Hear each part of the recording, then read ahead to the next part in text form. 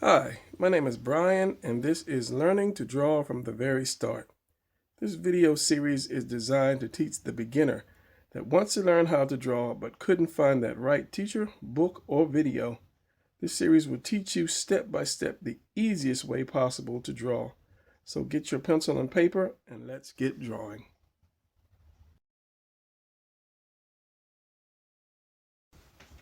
All right, and welcome to another video. This one will be on measuring in perspective. And when we do perspective, we usually end up doing shapes, I think squares.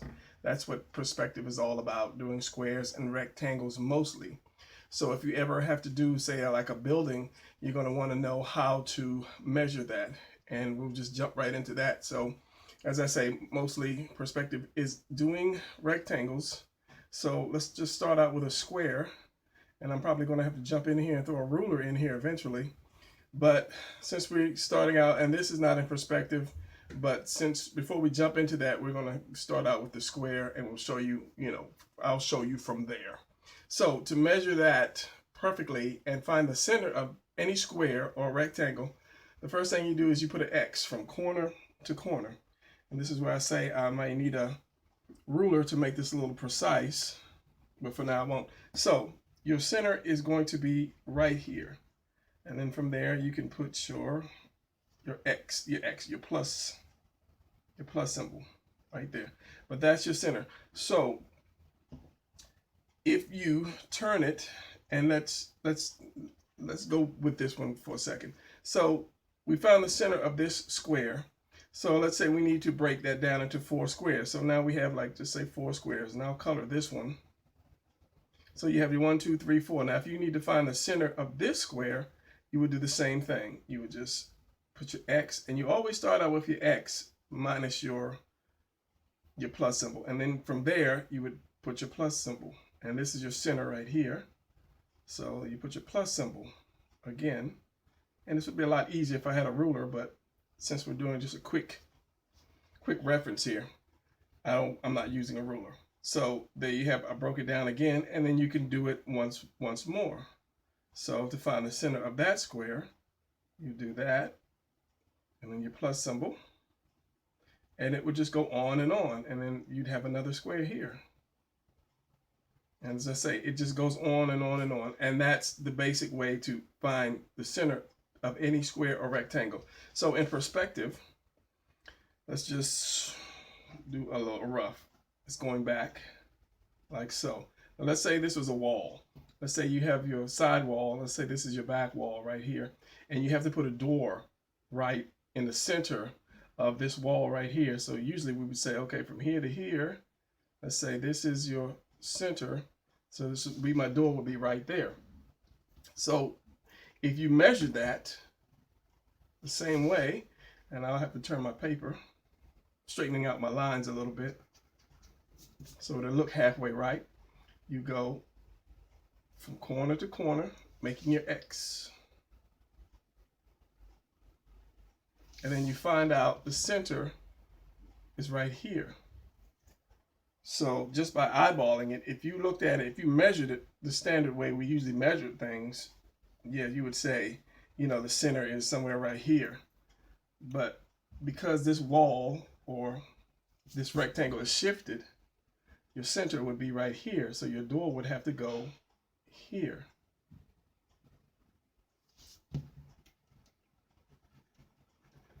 I'll get rid of those lines. And, no matter how much you shift a rectangle, as long as you have the 4 ends, or you can see your corners,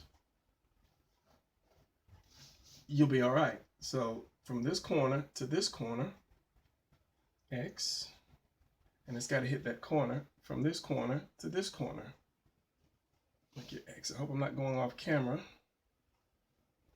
So this would be the center of that rectangle, or that would be going more like a triangle, but that would be your center. And that's how you find the center of any rectangle. X, and then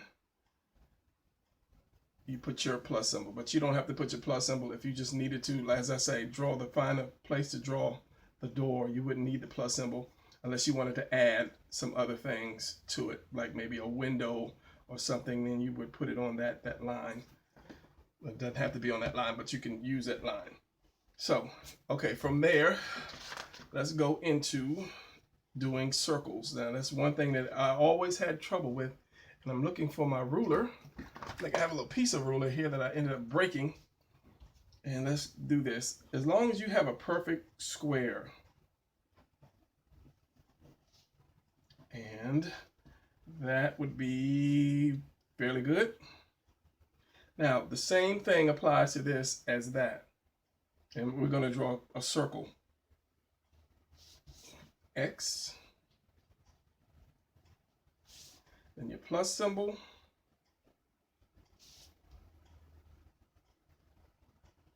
Now, most books stop here and they say just use these 4 points to make your circle around it. But that never really worked for me because it would always be messed up somewhere in here. So what I started doing was I had to find a way to make it easier for myself, basically. And that's what I'm teaching you guys. Make a triangle from your 4 points, like so.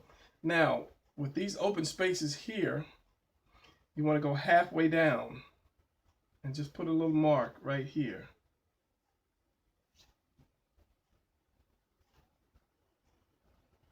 Halfway, about right there. And then you have an extra guide to go from. So just taking it easy, just from the very top, just curve to this point, and then from that point to that point, and turn your paper around from the top to that point. How many lines am I making? I'm making too many lines. To that point. Now, you have to have a perfect square. Now, my square might not be perfect, as you'll see when the circle is finished, but I'm just showing you the guidelines. From here to here. And you're not having to draw, you know, a whole circle at one time. You're just piecing it together. And that makes it a little easier when you just have little pieces to put together. From here to here, and here to here. And if this had been a perfect square, this would have came down a little bit more, and you would have had your circle. And then you can piece it together like so, and just erase what you need. Now, if you needed to do like a circle, say you were doing a tire, and you wanted to put, you know, the centerpiece in there, you just draw another square in these lines. So you're using these corner points as points to stop at. Go across here and here. And then you would do the same thing. Triangle. And you get a lot of lines doing this, so you have to, you know, you have to be careful to stay on your lines. And you do half, half, half, half, and then you go again.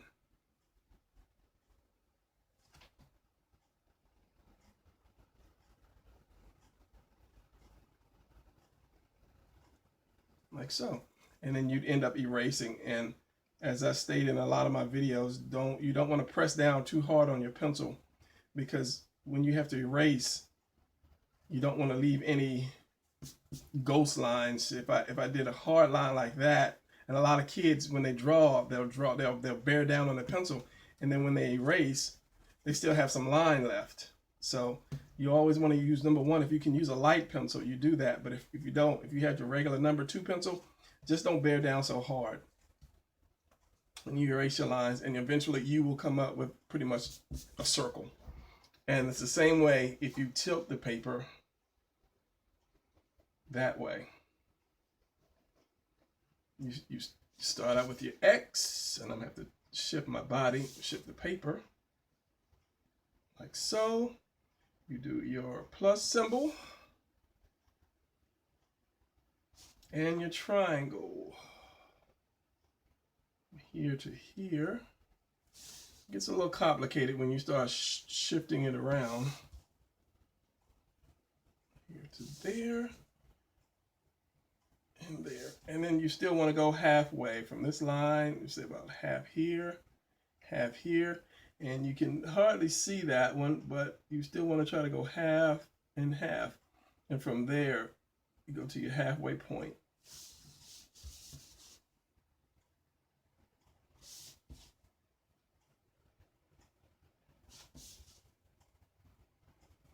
And as I say, it's a lot easier just drawing just a piece of a circle than trying to go all the way around.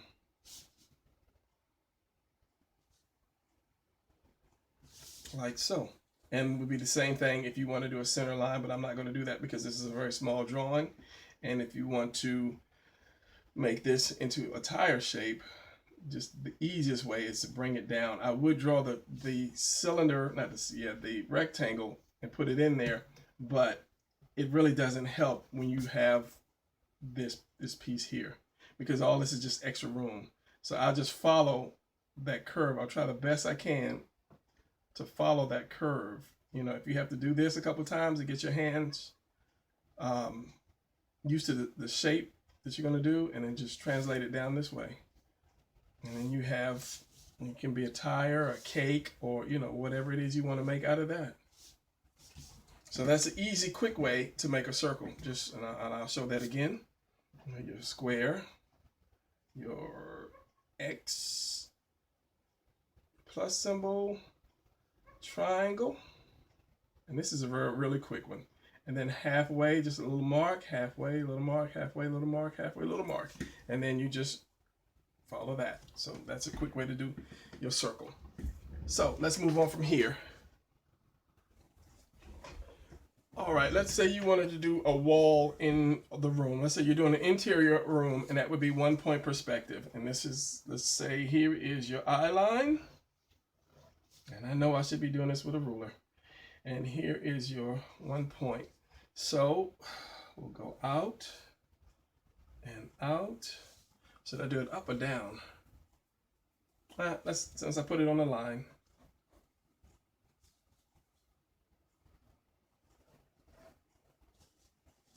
And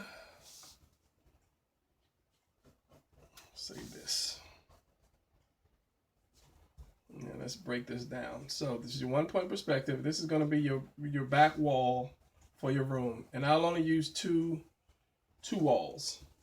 So in any room you want to draw, you should know how large your room is. Let's just say I'll make this like 8 or 10 feet. So, and I'll mark off feet. I don't know if fit. I'm just throwing it out there. 2, 3, 4, 5, 6, 7, 8, 9, 10, and let's just say 10 feet. 1, 2, 3, 4, 5, 6, 7, 8, 9, 10, 11 foot. So that's an 11-foot cross room. Let's just say this is an extra foot.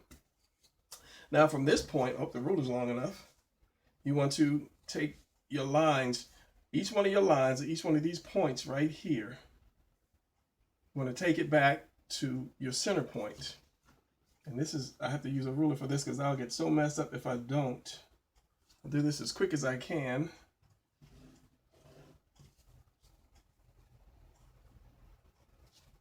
Bear with me on this. Some of these lines might go off because I'm rushing. But it's all for a good cause.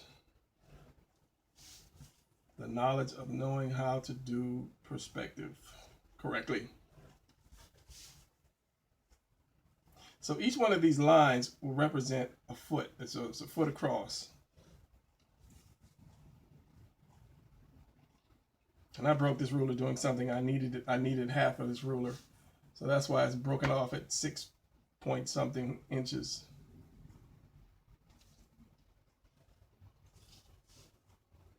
Almost there. One more. And this is why I do by hand a lot of times, because it's quicker. It might not be precise. Unless I'm doing a precise drawing, I'll tend to do it by hand. And let's make this a little better because I'm going to need that. There. Let's get rid of this. So let's just say that's 11 across. So remember, this is your back wall. I don't want that to throw you because you need that. You need your wall. I don't want it to throw me off. And this is your side of your wall here. Now, to do, you know you have your 11 feet across. Now, you want to go find out how far it is in the back, or you want to break it up. So in order to do that, you take from this point to this point. Luckily, this little 6-inch ruler is big enough. And you go diagonally across like that. Now, from here, it gets complicated. And what you're going to do is every time this line hits a point, you're going to draw your line across. So if I just highlight in there, and I did this here, and this is my point, and this is the point here that goes back. Anytime that hits a point right here, you're going to put a line across it.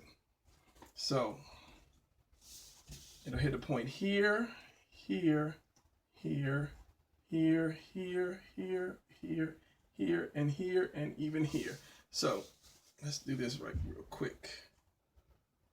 And it's good if you had a straight ruler. You wouldn't have to flip your paper.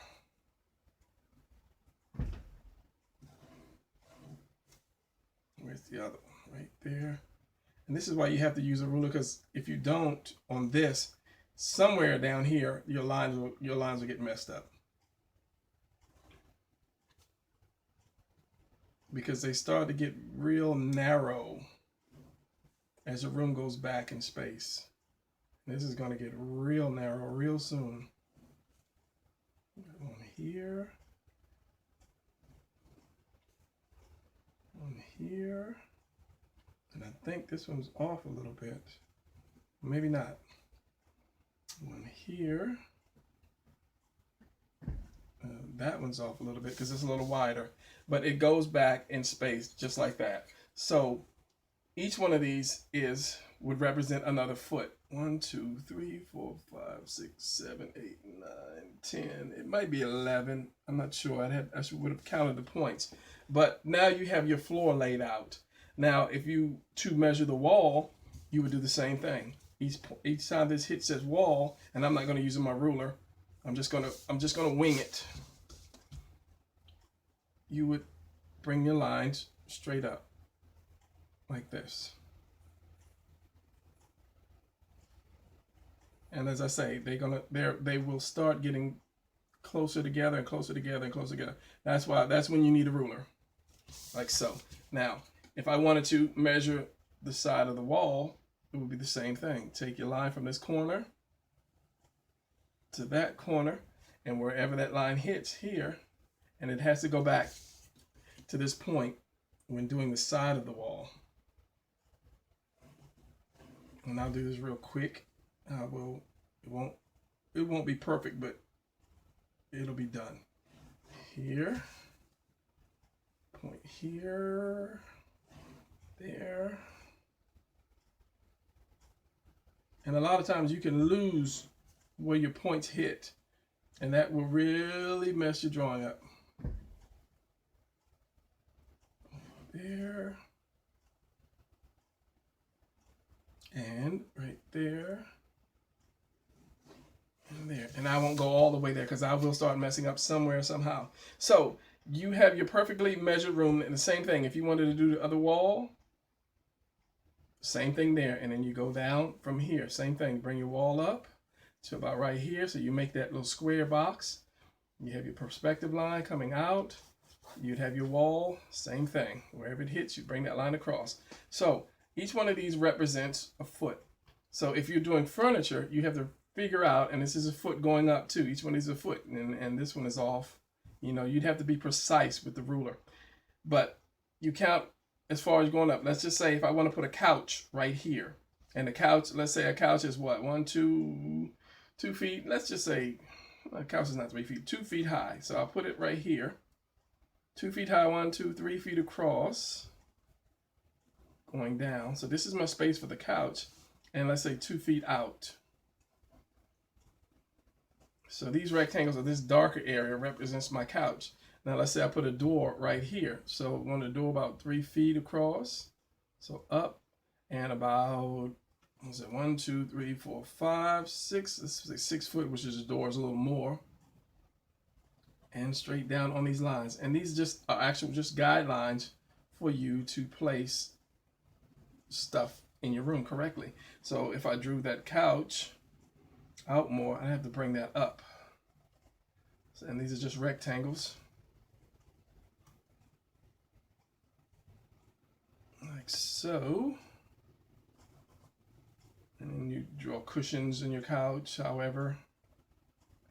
And to do something like this, I would just look into a magazine, a furniture store, or something like that, furniture store book, or any newspaper that that have advertisements for furniture, and you can easily find what kind of style furniture you might want to use.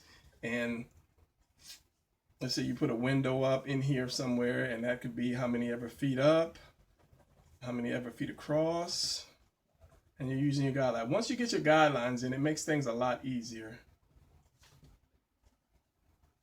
And put the across there, and you would eventually erase all of these lines anyway, so it's good. I talked about it in one video, another video, perspective video, to use tracing paper. You you use your tracing paper, and you can tape your paper on top of there, or use a light table, which would be better, because you tape it across there, your guide, tape it on there, turn your light on, you can see, and then you can draw over it without having all the guidelines to erase.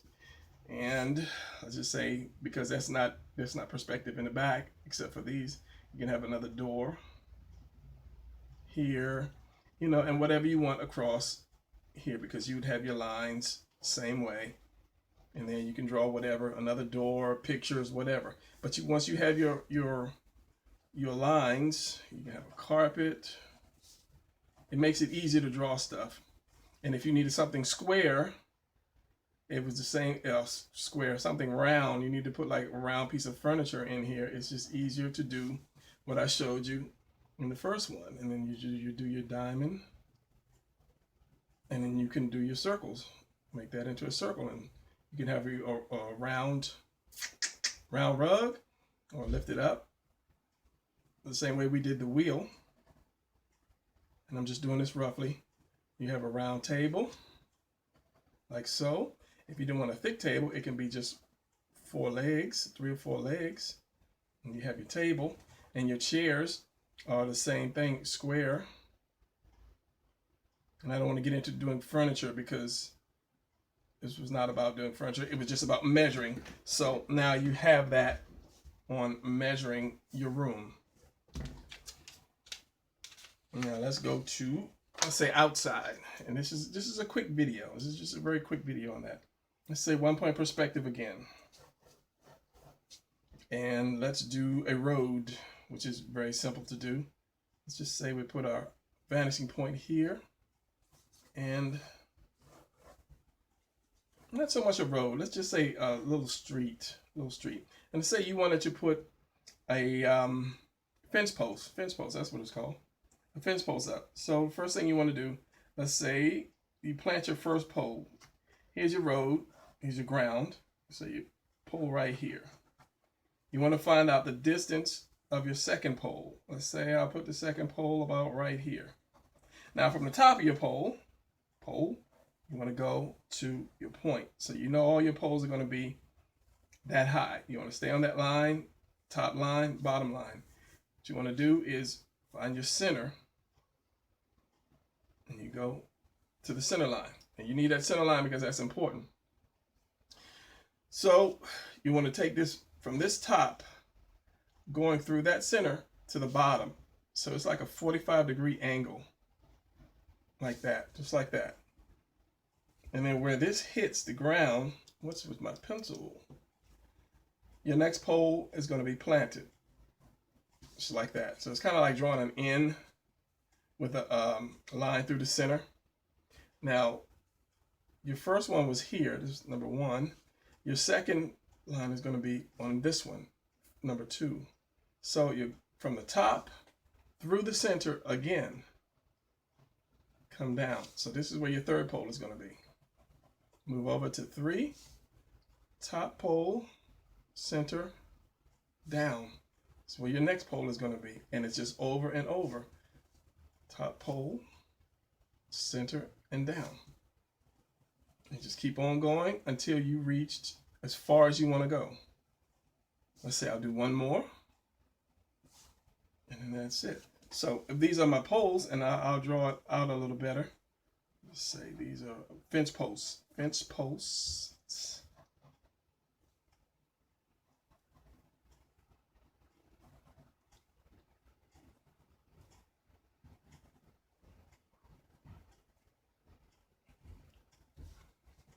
And this center line, let's say we'll throw, it's going to be a double post. So we'll just draw a line back from here to the perspective, and then we'll do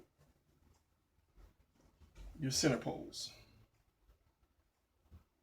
Just like that. And follow that line. Now, a lot of times the old fences are not so straight, but you can take that straightness out later. And then we'll do this line from this point out, and then we'll do it here. And it goes through there, through there,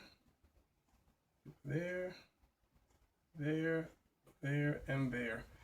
And through the magic of inking, you'll see the top of this pole because it's below your eye line. So, and a wood pole would be, and you can put another one, coming through. It doesn't have to be the end of your post like that. And, give it a little detail to make it look like wood. And as I say, a post is usually not going to be straight. A hand done post, anyway, if you buy something from the store, yeah, but if you have the old Western type home done it fence, it would look more like that, some crookedness to it, which gives it a better look. Like so, and you'd see the top, and so forth, and so on. Like that. Now, if you want to get creative, here's some grass down here. But this is just doing a little more detail to the picture. So now, let's say you wanted that to go across the street. This could be your walkway, your little side walkway. So what you do here is, from wherever that point was that I used, which I think was the ends of the line, just take it across. Same way you did in the room. If you wanted a uniform post setting. And then from there, you just go up. And then you figure out how high by taking this across, like so. So that's kind of high, but I'll go with that. It's probably crooked right there. So that's your first pole. Here's your second pole. And now from that pole, before I get started, you do your line back to your vanishing point. So your second pole will fall on that line. Your third pole, hit that line there.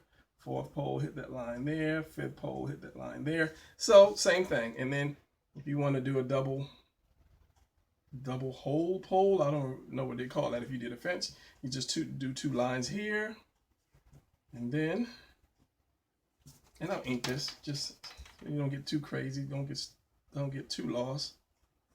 There, there,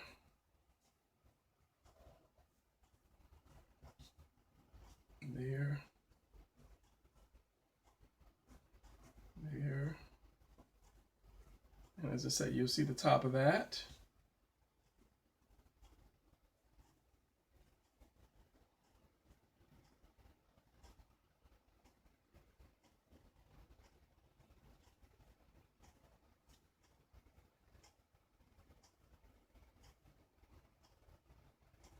And there you would have that. And then you can have, your end of your road here.